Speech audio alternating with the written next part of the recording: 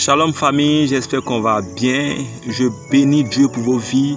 C'est encore le frère Dylan Béni de Guanou. Je salue maman, toi qui me suis, papa, grand frère, grande soeur. Voilà, aujourd'hui on va partager un thème vraiment très important que je trouve, parce que si nous vivons sur la terre et que nous n'avons pas pu gagner au fait cette vie sur cette terre, on aura tout perdu.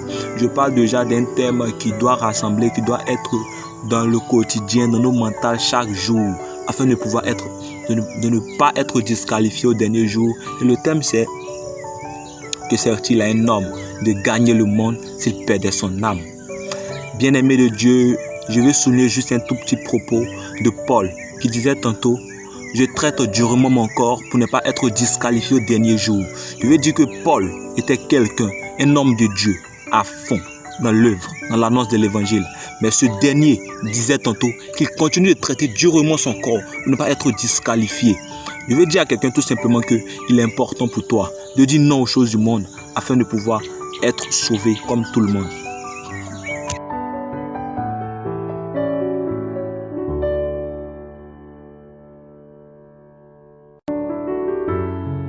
Pour lui, car Paul était vraiment un homme de Dieu. C'était vraiment quelqu'un qui faisait feu fire, l'œuvre de Dieu à fond. Mais cette personne-là luttait encore, étant déjà à cette hauteur avec Dieu, luttait pour ne pas perdre son âme. Pour dire à quelqu'un que sert-il à un homme de gagner le monde s'il perd son âme, c'est un thème qui doit vraiment toujours être notre mode de vie. J'explique d'abord le fait de gagner le monde. Nous sommes jeunes, nous sommes papas, nous sommes adultes, nous sommes enfants. Mais il arrive que notre trait, ce qui nous caractérise, ce que nous avons l'habitude de courir après, c'est le monde. Je m'explique. Lorsque aujourd'hui tu luttes dans la vie, c'est pourquoi gagner l'argent. L'argent pourquoi? Pour satisfaire, peut-être pour acheter le luxe, pour avoir plein de trucs qui appartiennent au monde. Regarde, nous marchons, nous voulons construire des maisons, des villas. On construit même je ne sais pas, à des hauteurs. Tellement que, pourquoi? Parce que quelque part, on aime le monde. Encore, on bosse très souvent pour avoir peut-être un objectif reçu dans la vie, certes. Mais on oublie qu'on n'appartient pas à ce monde. Regardons Jésus lorsqu'il était avec les hommes. Il dit: je pourrais avoir tout ce que je veux, mais ma présence sur la terre n'est pas l'idéal, car les biens que j'ai se trouvent au ciel. Est-ce que tu sens en tant qu'enfant de Dieu, tes biens se trouvent dans les mains de ton Dieu? Alors que sert-il à un homme de gagner le monde? Parce qu'au fait, courir derrière ces choses-là, nous risquons de perdre notre âme. Dans la mesure où, s'attachant à ces choses, notre âme appartient à ces choses qui ne sont pas de Dieu, qui sont du monde, immédiatement, notre personne est pour le monde, mais pas pour Dieu. C'est bon. Déjà, je veux dire à quelqu'un qu'il est important de comprendre qu'il ne sert à rien de gagner le monde s'il perdait son âme. Alors, nous luttons toujours en tant qu'enfants de Dieu à pouvoir toujours avoir notre âme sauvée. Tu es peut-être déjà assez grand dans la foi, mais tu risques de perdre ton âme. Paul était vraiment grand dans la foi, mais il disait toujours que la lutte avec Dieu, c'est comme un athlète. Je lutte à chaque fois pour ne pas perdre mon âme. Encore, j'étais disant que, regarde, je ne sais pas tu es à quel niveau dans la foi. Je ne sais pas à quel niveau d'homme de Dieu es-tu. Je ne sais pas à quel niveau de femme de Dieu es-tu.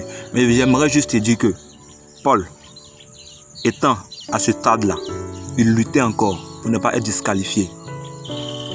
Que sert-il à un homme de gagner le monde s'il perdait son âme? Bien-aimé de Dieu, pour ne pas au fait... Bien-aimé de Dieu, j'aimerais poursuivre en disant d'abord qu'est-ce que le salut de notre âme et comment faire pour l'avoir. J'aimerais juste te dire que pour pouvoir obtenir ce salut-là, il faut comprendre que quelqu'un déjà est mort pour toi sur la croix. Et je parle de Jésus-Christ de Nazareth. Alors quelqu'un qui vraiment s'est donné à fond à Jésus comprend dès lors, en cet instant-là, que son âme est rachetée par Jésus. Et pour quelqu'un qui est racheté, je vais prendre l'exemple de quelqu'un qui travaille peut-être pour quelqu'un. Lorsque la personne te paie pour travailler pour lui, immédiatement tu es sous ses ordres et sous sa soumission. Je m'explique.